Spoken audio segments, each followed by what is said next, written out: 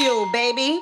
What was your mental coming out of jail and being deported? Did you have a place to go home to when you got deported? Was you on the street? Like, what was the situation with your mental? I was a multimillionaire in prison. Oh, okay. Again, that's why. So you was able to get your money without a problem when you got out of jail, when you was in Belize? I did a multi-million-dollar deal in prison, released, platinum selling, Godfather Buried Alive. So I wasn't a normal prisoner. And when I was released, everybody wanted to sign me, and I did another multi-million-dollar deal when I got out. Okay. So for me, that was no. It just problem. it naturally zoomed. What made you? So I was blessed. I was fortunate because I know people coming out of prison. Yeah, they be finished. Yeah. But then I'm not people. I was a multi-platinum, Grammy Award-winning artist, and thank God, the interest was. Everybody wanted to sign me in jail. Everybody wanted to sign me when I got out of jail. So I was very fortunate. Back to the documentary. What made you so comfortable with Disney and Anscape? Because people see Disney, they think cookie cutter. What made you feel like they was gonna do your story justice? Well, it was based on the conversations that we had, and I made it very clear the story that I wanted to tell. I didn't just want a bag. I wasn't in it just for monetary gain. I let them know, listen, this is my story. Do you understand that? Do you respect that? Is that what, you see? And they saw it, and the business was right. And, there are protections in there to make sure that it goes right as far as, the story that is told. But I was comfortable in relinquishing the creative control. And because I did a great job with it. I control my narrative as far as no one can tell me what to say. The truth of my family, the truth of the people around me, I'm comfortable, I'm confident in the truth. I know what Khaled is going to say. I know what, bless his soul, Clark Kent is going to say. I know what Manny's going to say. I know what Don Pooh is going to say. I know the truth. And even some of the ugly parts, like there's some cringeworthy parts where, when I'm going back and forth with the game and, I lost my voice. So, the records I was making, they sound like trash. Be the first one to admit it. And so it's like, I probably wouldn't have put that in there, but then it's a part of your story. It's part of the story, and that's what makes the glory, even more glorious, because then I went from there. Now I'm talking about growing the GDP to 100 billion. There you go. And I was able to get out of that mindset and get out of that sunken place and pivot and create a life for myself that is now greater than anything that I've ever done. How did you get yourself out that mind state, bro? It's tough, man. Well, prayer and spirituality is very important. And, I was always the Shyne of, social consciousness. Even when you were Sean Poe? You listen to the album, what do I say? On the first album, I say, Dear America, I'm only what you made me. Young, black, and crazy. Please save me. Build schools instead of prisons, and I'll stop living the way I'm living.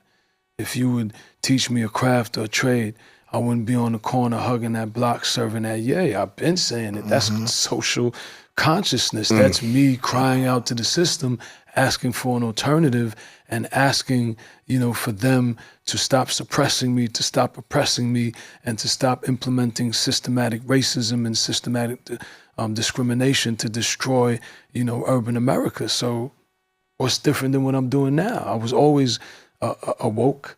Maybe it's the beats. Maybe it's the way that you looked. You look differently now. But what I'm saying is it's not about how you look. It's about your content. And if you go back to the content, the substance was always there. My second album, I'm like, black people don't own no ports or boats, so tell me how we getting all this coke.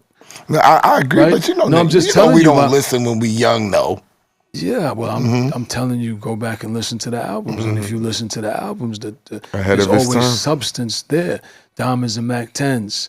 You listen to my albums, I was not a Quentin Tarantino rapper. I wasn't just, spitting about gore and wild fantasies of death and destruction. I was reporting what was happening in my life, and I was always talking about it with meaning, and I was always asking for better. I was always hoping for better. So being where I'm at today took a lot of prayer, took a lot of spirituality, took a lot of self-searching, self-reflection, and it was really just reaching into what I've always been, which is someone who cared about the people around me, who cared about society, and who wanted better for myself and society. So when I made the decision to get into politics, it was a seamless transition. And even within that, you continue to grow. Life is about evolution. I feel sorry, like I said, for anybody who's still stuck at a certain stage, because you're supposed to grow. You're supposed to get better. You're supposed to get wiser. You're supposed to, your intelligence, your intellect, everything is supposed to grow. And I'm very grateful for that. And I believe I attribute all of that to my spiritual connection to divine intervention. Will you ever rap again? Because the way you spit those bars sounds like you want to rap again. No, I don't want to rap. Okay. I want to be the next prime minister of Belize. And I want to be able to create opportunities for the creative sector in Belize, the rappers, the young Shynes. I want to be able to create opportunities for the small business owners, for the billion-dollar investors. I want to grow the economy. I want to fix the healthcare system. I want to create opportunities for education. I want to create opportunities for vocational training. I want to create opportunities for social justice. That's what I want to do. That's all I think about. That's all I dream about. That's all that's on my mind. But when it comes to art, I'll always be a musician. I'll always be an artist. I always love art. And so with the documentary, one of the things that I was thinking about was to attach an album to the documentary as far as the American gangster type scenario where, you had the movie and then you had the album. So it wasn't a soundtrack, it was an actual album. But I just can't find the time and space, because if I create something, it has to be incredible. It has to be on the standard that people expect from me. And there's just too much going on in politics, just to even be here for a couple of days, politics is a lifetime. Yeah. And so I really, it's difficult. And then you want it to be great. So I can't, to be Shyne, even Shyne, the legislator, spitting, that takes an entire creation. I don't think it would be too difficult. I imagine it, because all I got to do is take my speeches. Yes. All I got to do. I was about to ask you, did anybody teach you, did you take classes to be able to talk so well? Because to go from a rapper, like you really talk charismatically as a politician, is that natural? Well, I read a lot. I read a lot, and I've always been very informed, and I've always been a great lyricist. I've always been a master of the English language.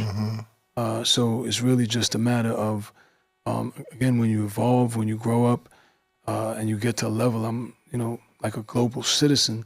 And so I speak in a language that people could understand. I don't speak in hyperbole. I don't try to over-intellectualize. I don't want to be too smart for myself. I want you to understand me. So by the grace of God, I've been a great communicator even when I was rapping. You look at Jay-Z, he's one of the most intellectual people that, I've ever met and that has ever created art. So, rappers are pretty smart people. Nas, one of the, most intellectual. Because y'all got cadences because you got a cadence when you even talk. Yeah, but like, what I'm saying? If you listen to Nas records, the things that, the type of intellectual, the triple entendres, and my goodness, they teach classes on rappers. Tupac, he was a bit more practical, but his communication level was still on a frequency that, we have rarely seen. So I think as a musician, we already have a successful musician, I should say, because not the 55-year-old guy that's still trying to rap. Obviously, he don't ridiculous. Have it. Obviously, he don't have it. But successful musicians obviously have a gift to communicate with people. Like I think LL Cool J could be in the Senate.